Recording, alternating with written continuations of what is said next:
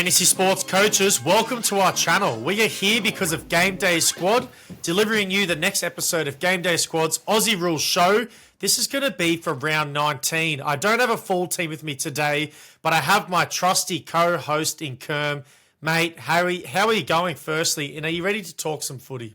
Mate, absolutely. The Suns are coming off a win. We got some good news on the back end of the show as well to talk about, but yeah, let's get stuck into our round. What is this, 18, round 19 show? Yeah, absolutely, mate. And we do have our pack of the week. Kerm is back, of course. It is back. So if you are here for that, stick around to the end to find out who is going to win the free pack.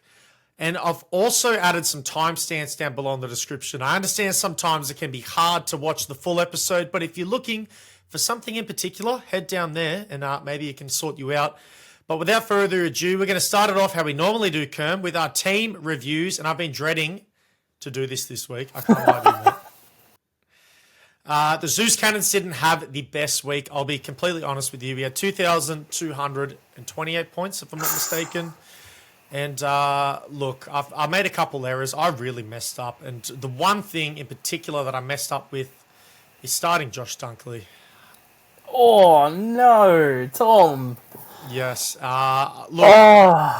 there is no excuse to cover why I started Josh Dunkley, but I have somewhat of an excuse, and it was because I was in Perth. You were in Perth.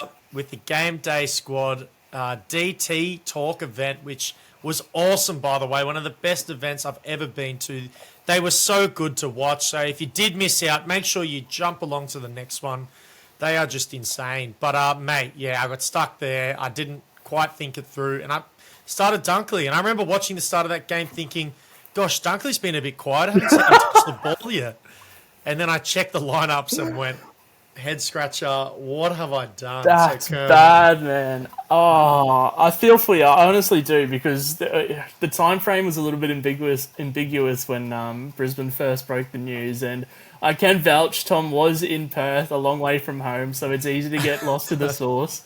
But yeah, that hurts. That donut this time of the season definitely hurts. It does. And also, along the likes of Dunkley getting a donut, I started Zachy Butters as well, who was playing an awesome game, just got injured throughout. So it just wasn't my week this week. I'm going to look to bounce back next week and actually field players who are starting. So that's going to be a great start for me. I'm going to get ripping into that. But Kerm, let's forget about everything I just said. No one wants to listen to that. That is shameful.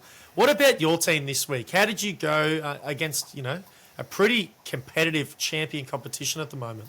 It is competitive. A little bit too competitive for my liking at the moment, especially this back end of the year. I'm finding it harder and harder to work my way into the top 10. But no, I had a very up and down week, and I think a lot of people did. We can tell by, we'll go on to the next segment in a second, we'll tell by that how up and down this week was.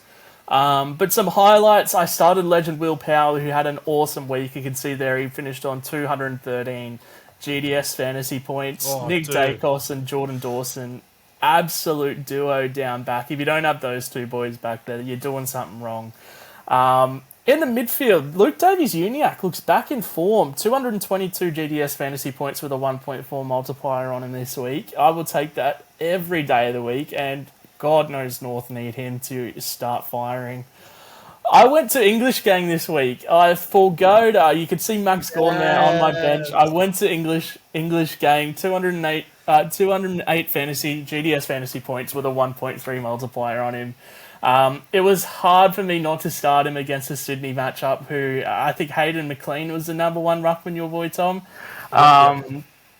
Really weird tactics coming out of your guys, but Timmy English feasted, and that was a pretty big layup for most coaches around the country. And my forward line, very, very up and down. I had Zach Butters as well. As you said, he was on fire early and then sat out most of the second half with a random mystery injury that we'll hopefully learn more about this week.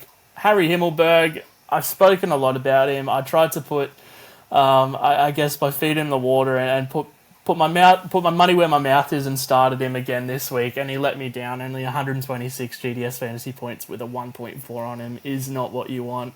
But I went with the three Richmond forwards up against West Coast, and it went pretty well. Shea Bolton, Tim Taranto's just going to do Tim Taranto things, and Dusty Martin all went 100 plus. So, yeah, 2,899 points on the round, which was good enough for a 13th round ranking. Hopefully I can work into that top 10 going into this week. Mate, I can't believe, first of all, the legend appearing in the squad. That is awesome. And for it to pay massive dividends as well. Surely got a smile on your face with your fellow Suns in there. But let's talk about Harry Himmelberg for a second, because I know you were very optimistic about Harry Himmelberg and his defender role that he was going to get with the Giants. I hopped on the train very quickly, remembering, last year when he did the same thing, he's easily getting 120 plus fantasy points. Hasn't just worked out. And do you think it's because, and sneakily, Lachie Whitfield's coming back into form? I think it's definitely got to make some sort of impact on him, because, he went forward and kicked a goal last week. It's hard because in round 16 he had 20 kicks. He's still taking kick-outs. He's still averaging at high 90s in his last 5 games, but you just really want him to go that 130, 140 plus 1 week just to solidify a position in your team. And so far he hasn't done it. So you can't really justify having him in over these coming weeks, maybe in a really good matchup. But with Isaac coming, as you said, Lachie Whitfield in the fray, maybe it is just too hot of a footy back there to get his hands on it. But let's move it on to people who did very well this week. I can guarantee none of these people started Josh Dunkley. This is going to be our weekly leaderboard. Kerm, have a look. We had 2,595 points, taking out first place in the Classic competition. And then in your champion competition, 3,134 points. Some great performances all around. Absolutely, and Bibbs just quietly in the Classic comp, absolutely trouncing him by over 100 points. So Bibbs had a very, very good week. I'd be interested to see his team, but no, congratulations to these guys coming out of round 18 with a top 10 finish. You did very, very well in one of the toughest rounds this season, it has to be said. Yeah, absolutely. And do you think, I play in the Classic competition, so I sort of have a good feel, but that's not a very big score to win. And especially the scores underneath, a lot of 2,400s. Most weeks, that gets you 50th in the Classic competition. So I think it's just a tough round all around this week. A lot of star players underperforming. A lot of people would have had the Butters, similar situation. A little bit seems like Bibbs capitalised on some, a pretty tough round and took out first place. So how good. Absolutely. And I think depth is going to play a lot of... but I think we've got 6 rounds left, and we're going to have to see a lot of depth with, we've spoken a bit about Dunkley so far this episode, and you still got Clayton Oliver who's out. So depth is going to play a big part, and that's where the good teams shine. So, yeah, it'd be interesting to see how the rest of the season unfolds. Let's move it on. What I wanted to do is I wanted to do something brand new. We've never done this before, but it's going to be quite simple. The school's term is just starting again, and we're going to start handing out some report cards for particular players this year. So I want you to designate how they went, of course, from an A+ to an E, E being the worst, A+ being a fantastic fantasy season. I'm just going to read off some names. You tell me what you're going to give them and why. How does that sound, mate? Sounds good. Let's get stuck in. I'm keen for this. All right, let's do it. So you're going to be Teacher Kerm here. Excuse me, sir. My first question is, your thoughts on Rory Laird this year overall? Ooh. Now, we're talking about the highest averaging player from 2022, so it's a little bit hard to give him anything in that top range because he is a little bit down and he's been way, way, way more inconsistent than he was only just last year. But at the end of the day, the guy is still averaging 120 plus GDS fantasy points, and he's still going big with those 140s, 150s, sprinkled in to the season as well. So after a slow start to the season, I'll still probably give him a B+. He's not going to hit that A just because he has been down on average from last year, but a B+, you know what you're going to get from Rory Laird most weeks. And that Adelaide midfield is super, super hard to score against. So it just goes to show with him and Dawson in there now, that 1-2 punch is just super scary for opponents. So, yeah, B+ for me there. Yeah, I think I'm going to be a bit harsher. I'm just going to go B. Solid B. as you said, bit up and down this year. If you invested into a Rory Laird, like spending great capital at the start of this season, you're probably a little bit disappointed. But as you said, he's not that far off the mark. He's not like having a terrible stinker year. He's just not producing the same as he was last year, which was best in the AFL, as you covered. Yep. Let's go on. The next player I've got for you is Toby Greene from the Giants. Ooh. With my non-fantasy hat on, he's having a fantastic year. He's arguably one of the best captains in the league, and I think he's changed a lot of people's minds about him this season because he had a pretty nasty, I guess, tag on him for most of his career. But averaging 108 GDS fantasy points, he's gone big in weeks as well with 138. I'm looking now, 133, 143. But he still has those 80s sprinkled in there. Yep. And it's hard because he's a forward. And I mean, in past seasons, he'll probably be an A given 108 GDS fantasy average. But you've got the likes of Dunkley, Cornelio, Taranto, Butters, Rosie rolling through, Sheasel as well. Maybe he's still a little bit goal dependent. He seems to go big when he scores a lot of goals. I mean, you can say that for any forward. Definitely. I'm going to give him a B. He's not quite top 6, so he's not going to hit that A plus area. And because he's still hitting those 80 areas, and he has a 28 in there as well, I'm going to stick him in that B, slot him nicely in there, and yeah. I think as well as Rory Laird, you're probably not going to know what you're going to get from Toby Greene most weeks, unlike Laird, sorry. And because he's not hit that top 6 forward mark yet, I'm just going to stick him with a B. Yeah, all right. Totally fair. And I'm actually going to agree with you. We talk about forward depth a lot in the league. It's very hard to field, the best 6 forwards every single week because it is so fluctuates so much in terms of production and who's playing well, who's not, form, etc., etc. But he's just out of that top 6 for me. If you talk about like your squad of the year, you've got your 5-star or your 6 starters, 1 on the bench. Sorry, he's just out of that. So I think B's fair. If he has a cracker enter this season, he can probably creep into that group. So he's not far off the mark, but he's not quite there just yet. So 6 games left, plenty of footy to go, but B, I think, is a fair grading for him. Let's move it on. This is going to be controversial. This person's definitely had an up and down season. We had our opinions, thoughts on this player have contradicted each other from the start to now. I'm talking about Jeremey Cameron from the Geelong Cats. How do you think he's gone this year overall? What grading can you give him? I mean, if we're talking about the start of the season, he was an A+ straight off the rip. Plus. Try that. But man, even in his last 3, he's gone 90 -2, which was injury impacted, 43. He's got a 69 in there. 102 GDS fantasy average. Obviously, that -2 impacts that massively because now he's below the likes of Toby Greene. I do need to take that -2 into consideration, I think, because it'd be too harsh to grade him lower because of that -2. Dude, I want to go an A-. You're going to go an A? Okay. I think I'm going to go an A- because I think with that -2 and that 43 in round 14 isn't going to happen very often. And I know that he's missed some weeks. He came back last week and scored a 90. But man, just that you cannot forget that start of the season. He was in just about everybody's GDS fantasy side. He was kicking goals for fun, working up the field, almost playing as a halfback flanker in periods of games.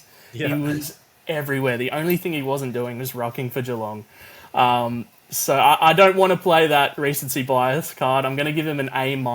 If he ends the season strong, he could work into that A+ area because, yeah, I do think that -2, it's hard not to look at it, but that -2 does hurt him a lot. I'm interested to see where you go with this, though, because I could be swayed down lower, but, yeah, I guess that's where I stand, A-. Goodness. Okay, well, I'm going to go a B-. I'm going to be a lot harsher in terms of the criticism here. And it's because I did a little review on Jeremey Cameron at the start of the year, and there's 2 magic numbers for this man. It's 15 plus kicks and 3 goals. And when he compared the 2 together, he's nearly guaranteed to score over 130 GameDay Squad points. That's just how his season was going. But I think since, at the start of this year, that hasn't happened very often, if at all. And it's just because of a form issue. You touched on just then how versatile he was at the start of the year. He was doing everything for Geelong, other than rucking, literally. Like every other role that they had, he was there, stepping up to the plate, doing whatever it was takes and whatever was necessary to get the job done. But I just haven't seen the same Jezza since then. Can he get back to an A? Of course he can. But he's going to have to finish this year strong. And I want to see him stringing together some triple-digit scoring performances, and then he could easily get back into that range for me. But for now, I'm going to go a B- because of how he's trending. But don't sway too much off Jeremy Cameron. I can see him kicking into gear right now and finishing this season off strong, just how he started. I do agree. And if he does continue on this trajectory, he'll be definitely down in those low B areas. But yeah, with Geelong working back into that top 8, it's hard not to get around him, and hopefully he can maintain or get back to his early season form. Mate, team's going to be nervous. Geelong Cats are getting back into form. That's not what the league needs right now. But let's move it on. Next player, Will Day. How do you think his season's gone overall? Will Day. What can you give him as a grading? We both love this man.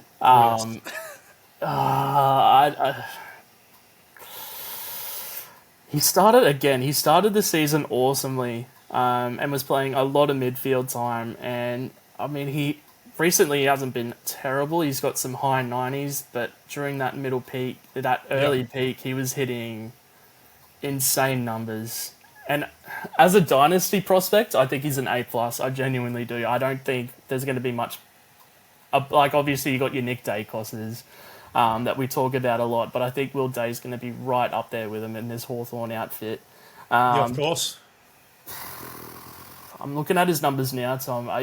They're still very, very good. I know we've been off him a little bit. They're still very good. I'm gonna go a solid A. I'm not gonna go an A+.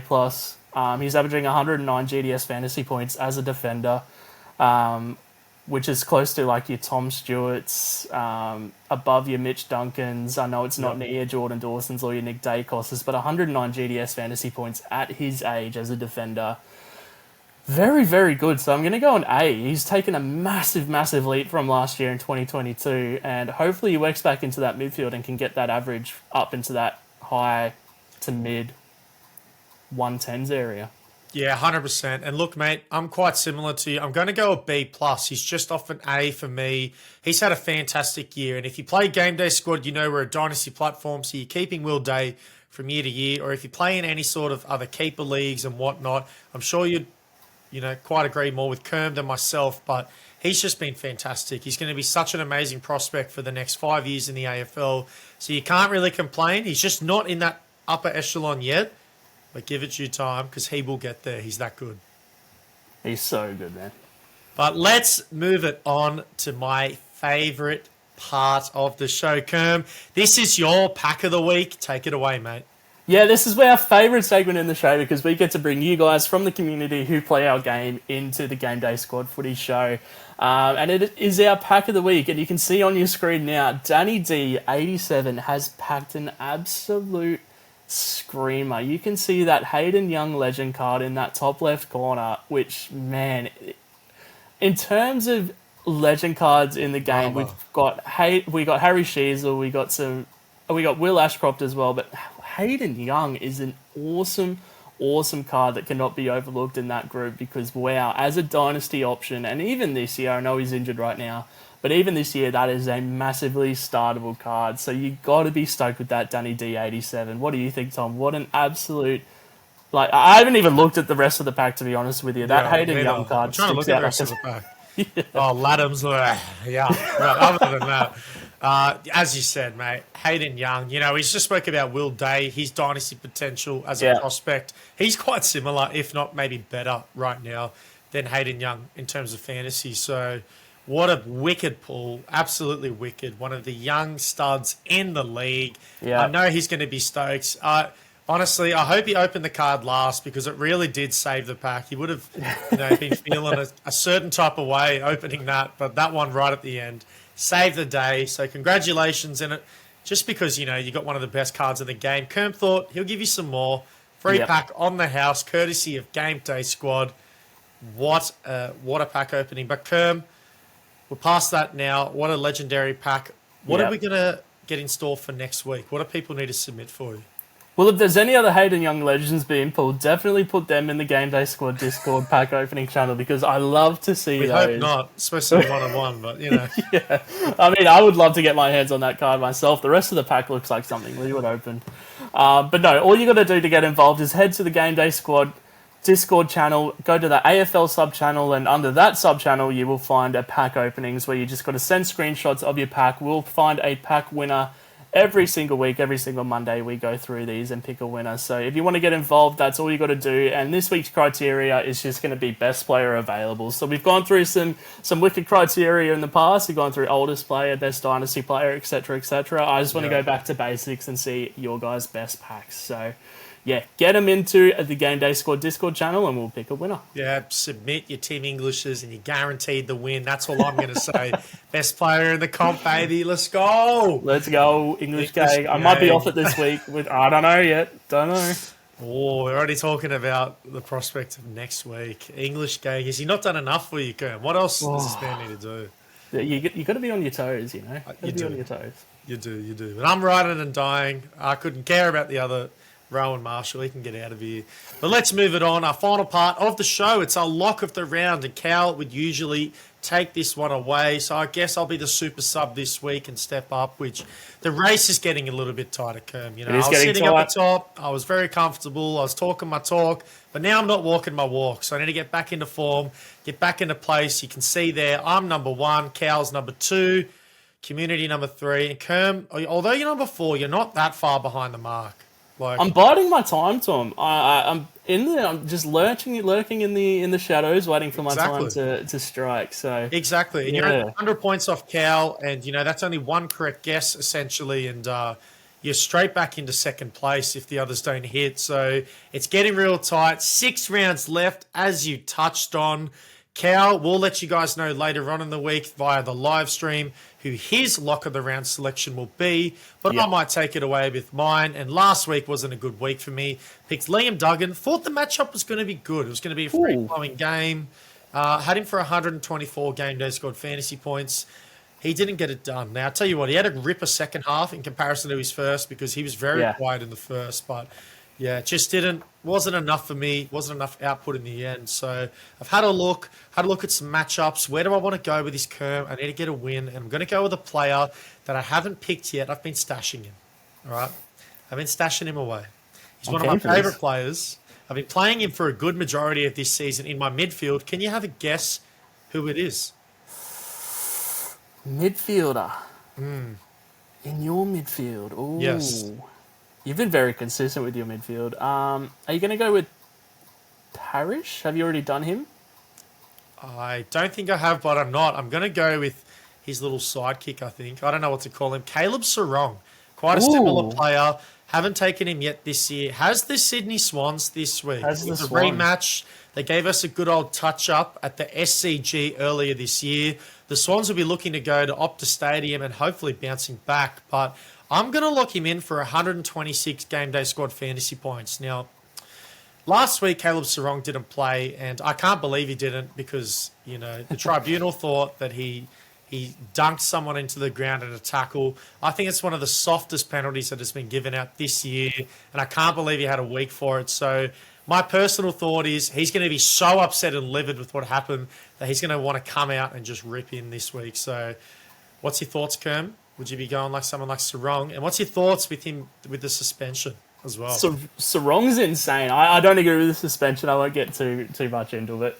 But Sarong he's having an incredible year. And I like it because it's an emotional hedge, as you say. They're coming up against the Sydney Swans, and if he's racking up the possessions against your boys, at least there's something to grab onto there. So yes. I like that from you. That's very smart. Mate, I'm becoming wiser and wiser every week with my Swans this year. You know, last year was an easy year to support the team. This year, a lot more strategy is going into it, that is for sure. But Kerm, who are you going to go with this week? What direction are you going to head in? I'm interested to hear. Well, I'm doing the exact same thing. I am going the emotional hedge. I'm going Stephen Coniglio up against my Gold Coast Suns. And without Tom Greene, I feel like Coniglio is going to have, you know, a very, very good outing up against the Suns side who without Stuart Jude last week, looked very good, but they're still giving up a lot of points to midfielders. So hopefully I can build off my Tim English guess off last week, which was 130 GDS fantasy points. Yeah, well, it was just too tasty with that Sydney matchup, and hopefully I can do the same with this matchup here. Stephen Cornelio, 125 GDS fantasy points. Hopefully that is green. Oh, all right. Well, we'll see who Cal goes. But, you know, with the leaderboard we saw before, 125 and some incorrect guesses to our other, you know, contestants in Lock of the Round would put you in second place and be hunting me down as well. Fingers crossed. I can't wait to see how this shapes out towards the end. But that's going to wrap us up for another episode of Game Day Squads, Aussie Rules Show. This was for round 19. And if you have made it this far in the video, first of all, you're a bloody legend. Shout out. But secondly, do me and Kerm a quick favour. Get down below, like the video, subscribe to the channel if you're not already, so you're notified when our next videos are coming out. We've got some bangers coming out. There should be one coming out this Friday that I'm working on right now. Can't wait to get that to you. But other than that, get ready for the live stream on Thursday, and we'll see you then to talk some more footy.